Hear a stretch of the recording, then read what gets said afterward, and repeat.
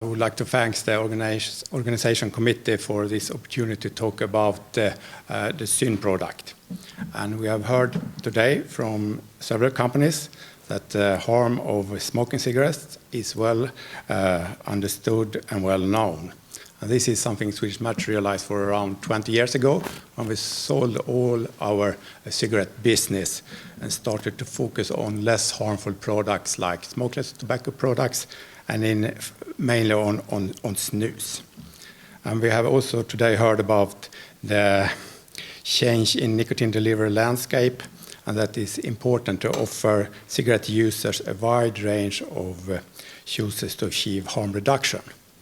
And in my presentation today, I will show an example of a real-world harm reduction that already exists. And I will also show you example of a product that more or less is outperforming cigarettes in some countries where it's allowed. But mainly the presentation will be about what Swedish Match believe is the future of nicotine products and potential for harm reduction. I will talk about the ZYN product. But I will also cover some examples where how we test our products and also compare constituent levels with the ZYN products with other similar products.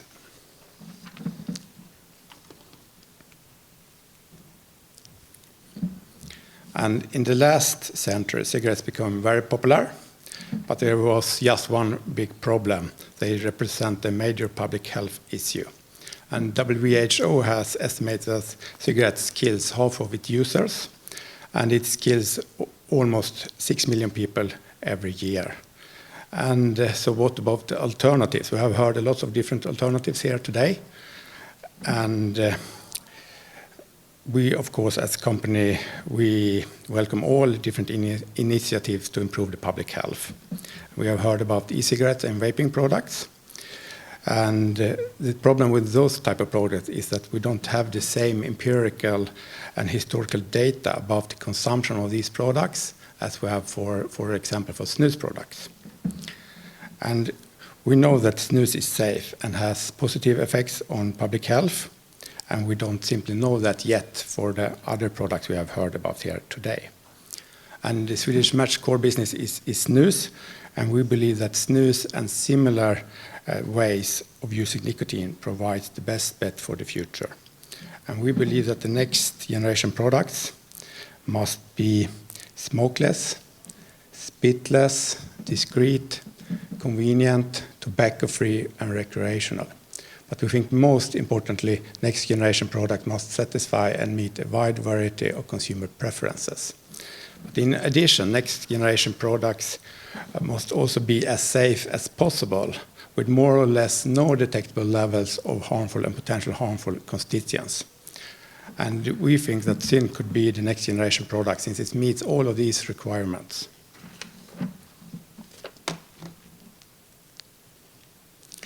And if you look into volumes of cigarettes and snus in Sweden, we could see that with the introduction of the pouches in 1973, that was the start of the modern history of snus. And thanks to snus, the cigarette consumer in Sweden is much lower than in most other Western countries. So we could see here that when better alternatives exist to cigarettes, more and more consumers choose other tobacco products. And we could also see that snus is more or less outperforming cigarettes in Sweden. I will show you another slide later on as well. Unfortunately, snus is banned in the rest of the European Union, why snus is not allowed to be a potential less harmful alternative for smokers and cannot outperform cigarettes in the rest of the European Union today. But Norway is not a member of the European Union, and snus is allowed. And we can see that also in Norway, who don't have the same tradition of using snus, we could see that in just around 20 years, snus is outperforming cigarettes also in Norway.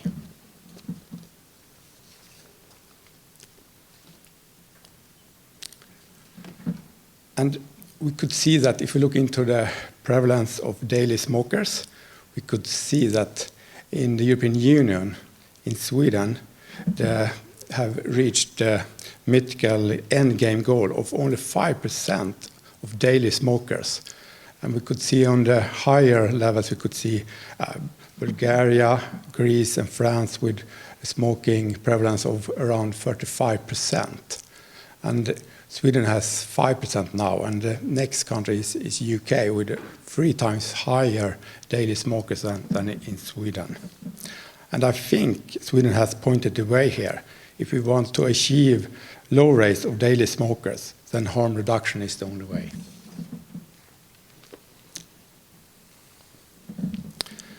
And some people think that with snus you limit the risk of cancer, of lung cancer, but increase the possibility of other forms of cancer, like oral and pancreatic cancer.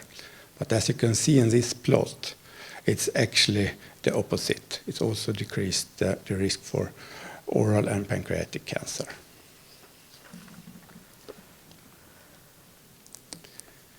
And despite similar amount of tobacco usage in Sweden, just other ways of using it, the mortality linked to tobacco is substantially lower in Sweden compared to other countries. And Swedish males has the lowest mortality from tobacco in the Western world, according to the World Health Organization. And snus has contributed to saving many lives in Sweden, but it's today not allowed to save lives in the European Union. And I think the Swedish experience, it is a real-world illustration of tobacco harm reduction. And one very important component of this public health success of snus is that it's manufactured according to the Good-Tech standard. And the Good-Tech standard is the world's strictest product standard for any tobacco product. And the standard was introduced in the year of 2000, and it was based on several decades of research and development with consumer protection, consumer safety, and openness as key targets. And it's also applicable to all Swedish Match snus products. And the Good-Tech is also the basis for Swedish Match ambition to produce the best snus products, use the best manufacturing practices, continue to improve the products, and also to maintain the lowest possible levels of undesirable constituents in snus. And the standard is dynamic, and it continues to be developed. And as late as last year, it was added more constituents to the list, and also some maximum limits were lowered.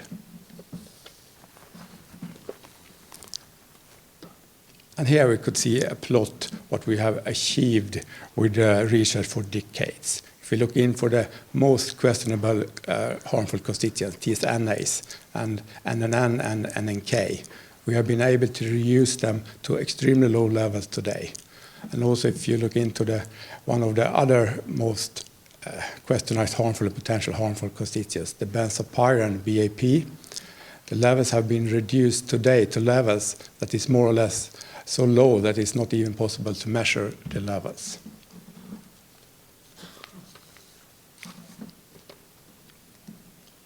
So if we look into the Good-Tech, the strictest product standard in the world today, we could see that the Good-Tech limits, for example, for NNN and NNK, is lower than the recommended limits by the Swedish Food Authority in Sweden. In Sweden, snus is classified as food. And we could also see the recommendation of limits from WHO. The Good-Tech limit is lower. And it's the same for benzopyran. The limits for Good-Tech is a bit lower than for the Swedish Food Act and also for WHO. And then we have the FDA with the harmful and potential harmful constituents list. And it's a long list with constituents. And lots of those constituents are covered in Good-Tech standard. But in addition to the FDA list, the Good-Tech list also have maximum limits that FDA doesn't have, at least not for the moment, even if they have drafted a proposal for a maximum limit for NNN.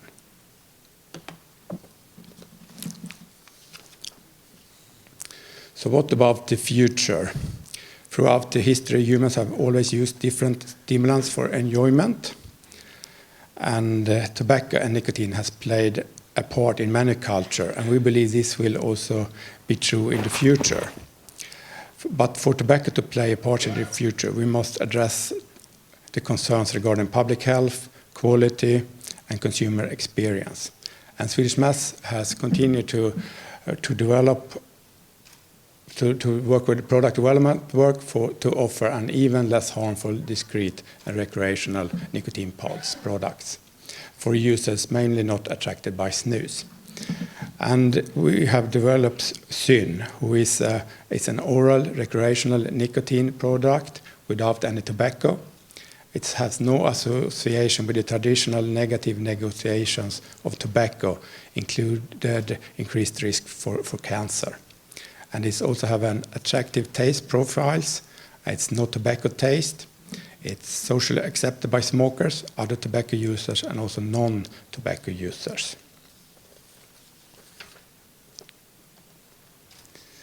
So what is Syn? Syn is small, it's white, it's dry, it's tobacco-free, and we call it nicotine pods. It contains filler, pH adjuster, tobacco-derived nicotine, flavors, stabilizer, sweeteners, and pouch paper. And it's also manufactured using the similar control system as snus production. It has two different strengths, 3 and 6 milligram per pods, and it have lots of different flavors. And the pH in the product is also similar to the general snus products, and it's extremely low or non-detectable levels of harmful and potential harmful constituents. And it's a recreational nicotine product, and it's used in the same way as snus, under your upper lip. And it's recently been launched in the US and also in Scandinavia. And if we look into what do we test, chemical test for our smokeless tobacco products, we have a long list, and all the analytes in blue is the analytes that is also included in the FDA harmful and potential harmful list. And then we also test other constituents or analytes that we think is important to test for smokeless tobacco products. And of course, we also test all these constituents for Syn as well. And if we do a side-by-side comparison with the new Syn, with the other smokeless tobacco products, like the general snus and also with moist snuff products, if we look into the nicotine levels, if we look into Syn, for example, we have 3 milligram SKUs and 6 milligram SKUs. And for each both for the 3 milligram and for the 6 milligram products, we have 16 SKUs. So we have 16 different flavors in each strength. And if you look into the nicotine level in milligram per unit of use, we could see that the mean levels, what we have been measuring the last 2 years, is close to 6 milligram and close to 3 milligram. And we have 5 general snus SKUs that is approved by FDA as pre-market tobacco application. And these 5 SKUs have different nicotine levels, but the levels in these 5 products is between 4.3 up to 9.2 milligram per unit of use. And if you also compare with the moist snuff product, one without the brand, the Cresta reference product, you can see that the nicotine level is 10.3 milligram per unit of use in the moist snuff product. So the range of the Syn products is very similar to the nicotine range in the general snus product that is approved by FDA as PMTA products. And also if you look into the pH of the products, the Syn products, it's around 8.5. That is also within the same pH range as we have in the general snus product that have the approved PMTA applications. And it's also quite similar to the pH in moist snuff, even if moist snuff is a little bit lower in pH. And this means that the free nicotine in the Syn products is also within the range of the approved general snus products and in similar range as the moist snuff products.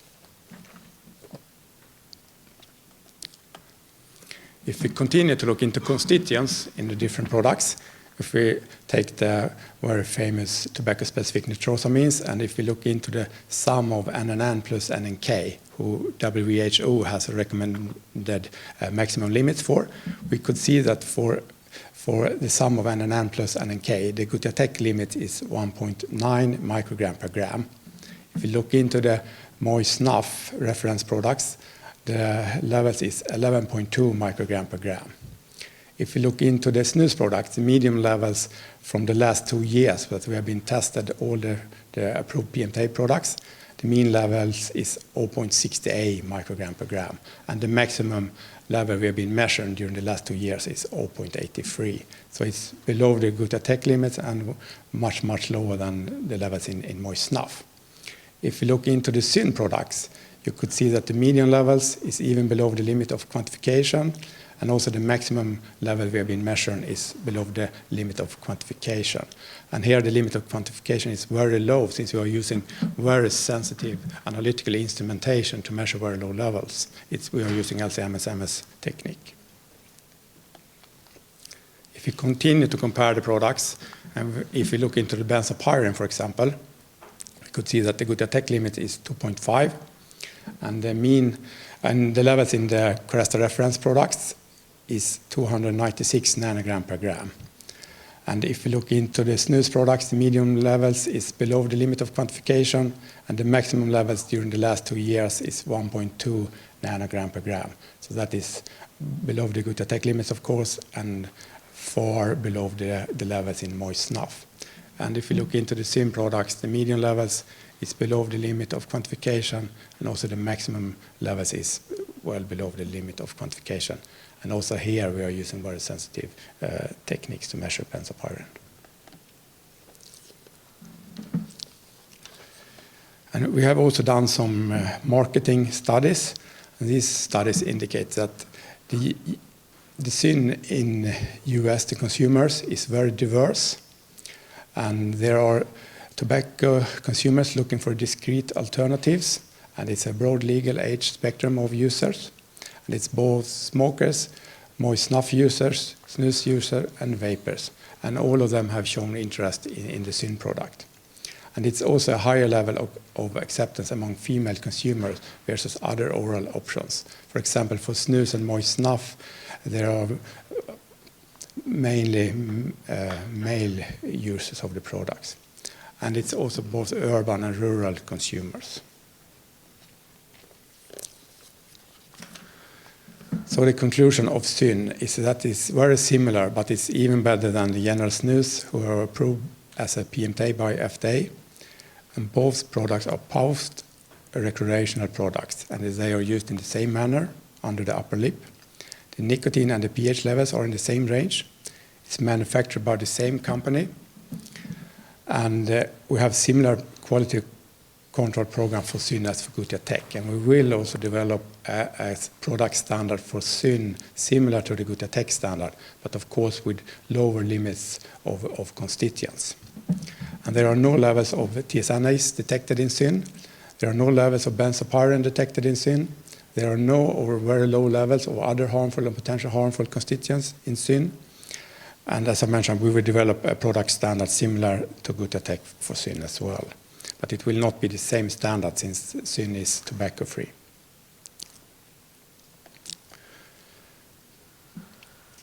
And some more advantage with syn is that it's spit-free, it's smoke-free, and it's tobacco-free. It's very discreet and small, so lots of female use the products. It's clean, dry, and white. It gives you instant nicotine delivery and gives you also nicotine satisfaction. It offers an array of pleasant flavors, an enjoyable user experience, and it's attractive to many tobacco users of both genders. And it can be used anywhere, anytime. And it doesn't create any smoke or any vape, and it doesn't affect anyone around you. And I think we have an idea with syn worth spreading. And the idea is that syn can be used in a safe way and at the same time help to improve the public health. And I think syn could potentially be a world harm reduction product that is also a real world harm reduction product that is also in European Union. So that was the last slide, and if you have any questions, I will be happy to answer them.